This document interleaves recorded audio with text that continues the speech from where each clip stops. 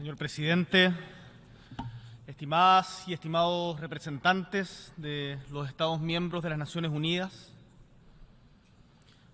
porque tenemos la firme convicción que la democracia es memoria y futuro.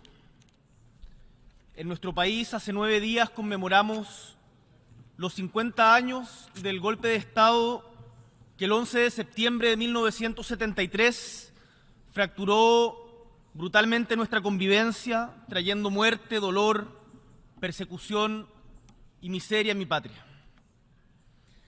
Las imágenes de La Moneda, el Palacio de Gobierno siendo bombardeada, la inmolación del presidente constitucional de Chile, Salvador Allende, y también la evidencia que el gobierno de Estados Unidos de la época, a cargo del presidente Nixon, habían conspirado desde un inicio para promover el fracaso del gobierno chileno, conmovieron la conciencia democrática del mundo.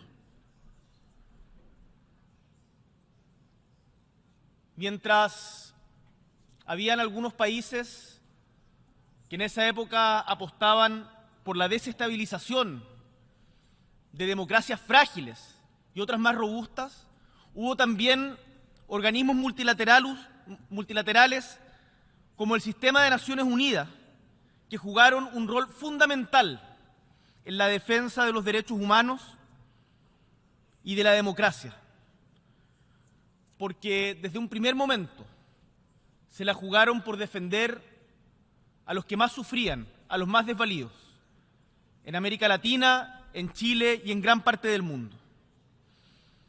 Por ello, tenemos con Naciones Unidas, así como con varios de los países aquí presentes, una enorme deuda de infinita gratitud. Fueron miles quienes anónimamente prestaron auxilio a los perseguidos, salvaron vidas y ejercieron una solidaridad que hasta el día de hoy nos conmueve con las víctimas de la dictadura encabezada por Augusto Pinochet.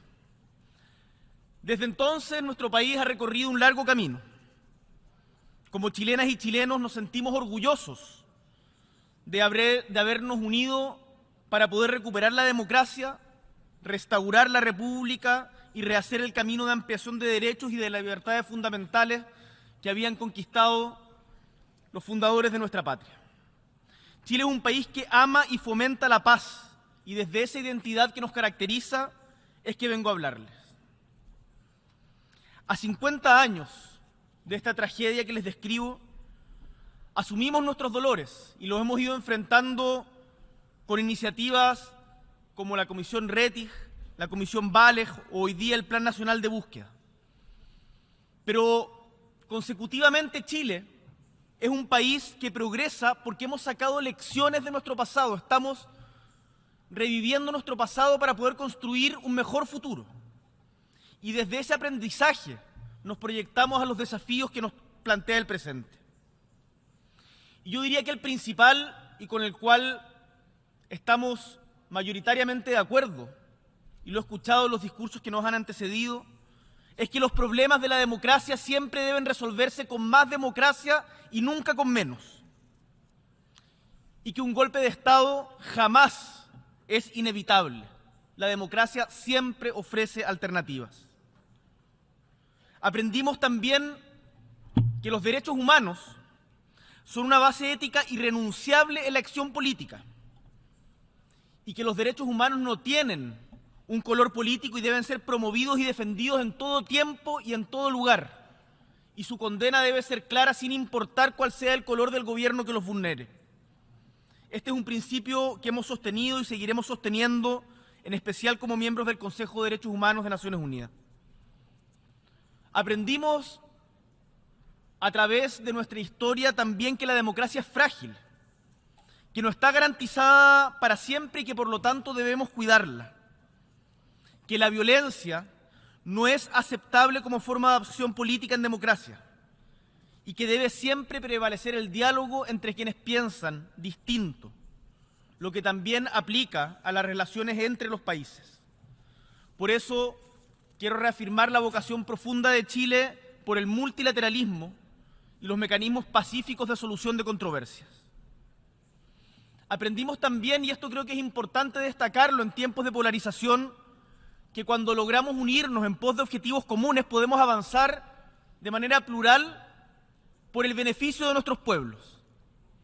Porque es cierto, y quien quiera que siga el debate en nuestro país podrá ver que en Chile persisten grandes diferencias, pero también hay grandes consensos. Y es así como en conjunto, con los 4 expresidentes y presidenta vivos actualmente, y mi persona firmamos un compromiso de cara al futuro por la democracia y los derechos humanos. E invitamos a otros líderes de Estado también a adherirlo. Y también, incluso en los momentos de más algidez política, somos capaces, oficialismo y oposición, de juntarnos para buscar caminos que nos permitan salir de los entrampamientos y poner a nuestro pueblo por delante de nuestras legítimas diferencias. Y es así como en conjunto, insisto, en conjunto, oficialismo y oposición, vamos armando camino para poder atender a las demandas de nuestro pueblo.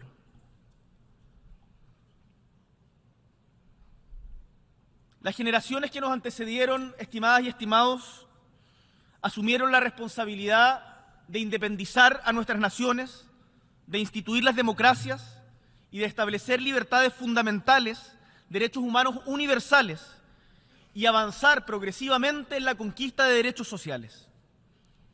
A mi generación, la que aún no había nacido para el golpe de Estado de 1973, nos toca la no menos difícil tarea de consolidar y defender muchos de esos legados, al mismo tiempo que enfrentamos con optimismo las nuevas amenazas y desafíos. Señor presidente, estimados miembros de la Asamblea, hoy quiero plantearles 3 tareas urgentes a las que humildemente creemos en mi patria que debemos abocarnos, que coinciden con mucho de lo planteado en esta Asamblea hoy día. Es tarea urgente y número 1, cuidar la democracia.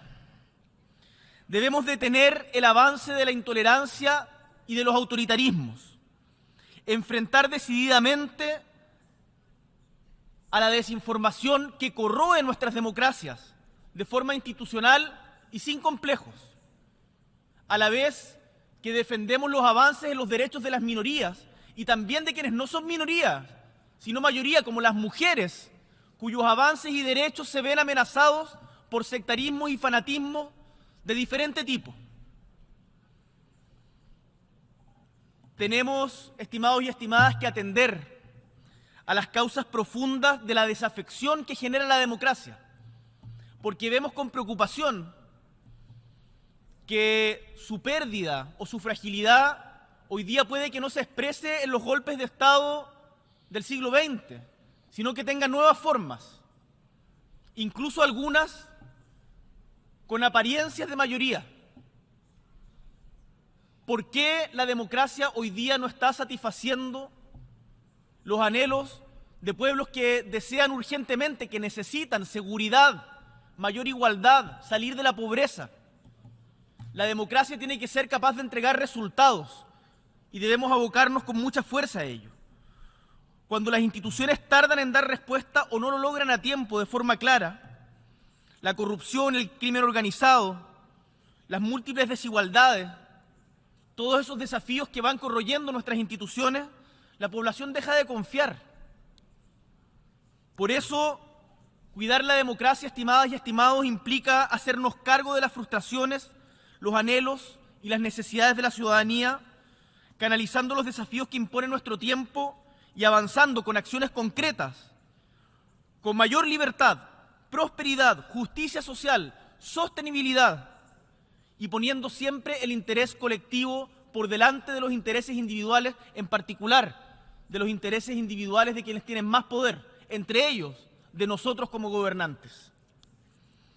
En este sentido, también defendemos el respeto irrestricto a los derechos humanos como avance civilizatorio independiente de qué gobierno esté en el poder.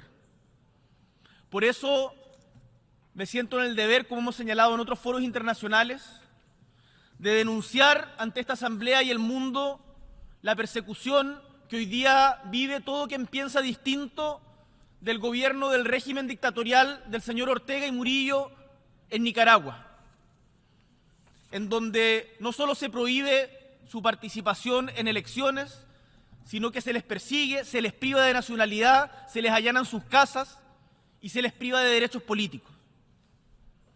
A su vez, estimados y estimadas, tenemos que pensar conjuntamente que cualquier solución a los problemas pasa necesariamente por un diálogo multilateral. Y por eso tenemos que decir con claridad que cuando se imponen sanciones de manera unilateral, no se está aportando a la solución. El caso de las sanciones a Venezuela, hoy día, desde nuestra perspectiva, no aportan a mejorar las condiciones de vida del pueblo venezolano. Y tenemos la convicción que para garantizar que haya elecciones libres con garantías a todos los sectores, es también imperativo que Estados Unidos levante las sanciones que hoy día tiene contra Venezuela. No podemos sino decir que lo mismo nos violenta respecto a las sanciones hace tanto tiempo establecidas sobre Cuba. Y en esto quiero ser muy claro. Declarar que Cuba es un país que promueve el terrorismo no solo es falso, sino que nos violenta. Y por lo tanto instamos a Estados Unidos a seguir la línea que en su momento tuvo el gobierno de Barack Obama, cuando lo sacó de esa infame lista, que ya lleva 3 años repitiéndose y que tanto daño le hace no al gobierno, al pueblo cubano que no lo merece. También nos sentimos en el deber de alzar la voz ante 2 conflictos que desgarran desde diferentes épocas a nuestra humanidad. Se preguntarán algunos legítimamente, ¿por qué desde Chile hablamos de conflictos en tan lejanos países? Porque nos duele la humanidad entera y porque no podemos callar cuando vemos, por ejemplo, la ilegal ocupación y la negación de la posibilidad de un gobierno palestino. El muro que se ha instalado que divide a sus propios ciudadanos.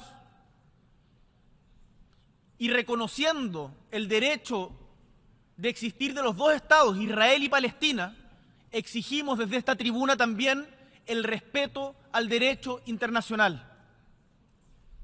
Y en un conflicto más reciente, pero en donde también vemos las ambigüedades que se suscitan cuando esto pasa geopolíticamente, no podemos sino condenar de manera clara y explícita la ilegal invasión de Rusia a Ucrania. Y en este punto tenemos la convicción que no se puede culpar de un conflicto de estas características o responsabilizar de la misma manera al pueblo invasor que al pueblo invadido, o más bien al gobierno invasor que al pueblo invadido. Y que por lo tanto la paz pasa por la garantía del respeto a la integridad territorial de las naciones.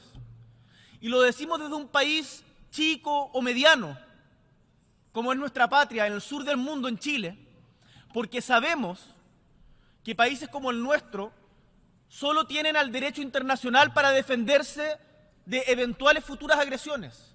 Hoy día es Ucrania, mañana podría ser cualquiera de nosotros.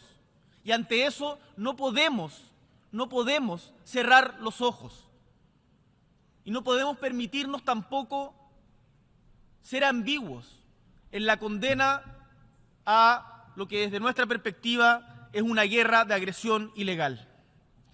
Un segundo tema que requiere acción urgente y en donde las responsabilidades igualmente no recaen en todos de la misma manera es la crisis del cambio climático, la contaminación y la pérdida de biodiversidad. En esto los diagnósticos son ampliamente conocidos, prácticamente todos los mandatarios han hablado al respecto. Estos son problemas de hoy, no de mañana. En mi patria lo hemos vivido con incendios, inundaciones, y sabemos que la mayoría de ustedes, en particular los más vulnerables, los que menos han contribuido al calentamiento global, los que menos han quemado combustibles fósiles, son los que más sufren de esta crisis climática. Por eso hacemos un llamado, tal como lo hiciéramos hoy día en la mañana en el alto panel para discutir este tema, a actuar rápido, a acelerar la transición energética, a modificar nuestros patrones de consumo y establecer nuevas reglas e instituciones que nos permitan corresponder a estas exigencias. En nuestro país hemos avanzado en esa dirección con diferentes liderazgos y distintos gobiernos. Tenemos un 43% de áreas marinas protegidas y un 22% de áreas terrestres protegidas. Hemos aprobado una ley para crear servicios de biodiversidad y áreas protegidas, además de comprometernos a ser carbono neutrales a más tardar al año 2050 y esperamos llegar antes. Sin embargo, el cambio climático nos ha enfrentado a amenazas que son cada vez más frecuentes y complejas. Hoy sufrimos una severa sequía que, pese a las lluvias de este año, que a su vez trajeron consigo inundaciones en una tierra que había perdido la costumbre de recibir el agua que le da vida, y de incendios forestales, estamos experimentando, como ven, diversos fenómenos que golpean directamente a los más vulnerables. Sabemos que esto se replica en otras latitudes. Las devastadoras inundaciones ocurridas en Libia, a las que hacía referencia el secretario general, en su alocución del día de ayer. En Pakistán el año pasado, la sequía en Argentina, en Centroamérica, en el Cuerno de África, son solo algunos ejemplos que nos deben instar a actuar ya. Por eso se necesita más, y quiero hacer un llamado responsablemente a los países con mayor actividad industrial a que asuman una ética de la responsabilidad que sea no solamente más respetuosa con el medio ambiente, sino que también sea más solidaria con quienes, como por ejemplo las pequeñas islas del Pacífico o de Oceanía, están sufriendo los efectos, o de Centroamérica, del Caribe, están sufriendo los efectos más devastadores de la crisis climática, los daños y prejuicios de esta crisis que no provocamos.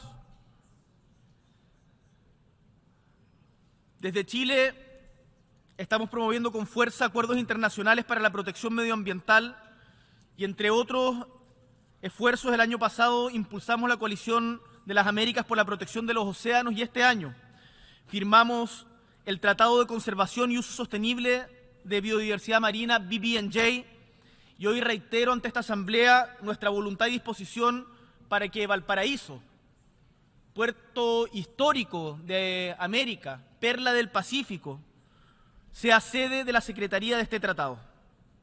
Cuenten con nosotros para su desarrollo y para la contribución a un desarrollo más justo, sustentable y equitativo. Y por último, el tercer desafío creemos que tiene relación con el cambio tecnológico, que solo es comparable con la revolución industrial de mediados del siglo XVIII y que está cambiando de forma drástica nuestra manera de relacionarnos, nuestra manera de pensar, de producir, de trabajar. Hace poco veíamos cómo en un pueblo en España una madre denunciaba a unos jóvenes que habían utilizado inteligencia artificial para desnudar a sus compañeras de clase, mancillándoles no solo la honra, sino también su derecho a ser personas, a tener integridad, a tener privacidad. Cada gran transformación tecnológica siempre ha sido, en la historia de la humanidad, una gran oportunidad para construir sociedades más justas, pero también, si lo hacemos mal, puede ser fuente de nuevas injusticias. Y en este contexto es deber de todos establecer consensos multilaterales para dar un marco ético al desarrollo y al uso de nuevas tecnologías, como el caso de la inteligencia artificial.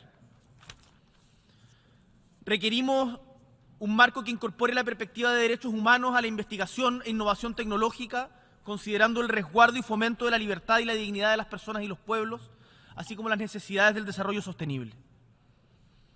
Las sociedades tenemos que avanzar y de ello no nos cabe duda, pero tenemos que hacerlo de forma responsable. Por eso, entender y gestionar mejor las oportunidades que el porvenir nos ofrece para usarlas en nuestro beneficio antes de que se conviertan en amenaza y terminen profundizando las desigualdades existentes es un deber que es, por ejemplo, lo que hacemos en Chile desde el Congreso del Futuro, y que no me cabe ninguna duda, ustedes también tienen iniciativas parecidas en sus países. Con humildad, pero también con orgullo, puedo afirmar que nuestro país hoy día tiene condiciones para ser un referente latinoamericano de cara al futuro de la inteligencia artificial, y vamos a trabajar firmemente en esa dirección. Democracia es memoria y futuro.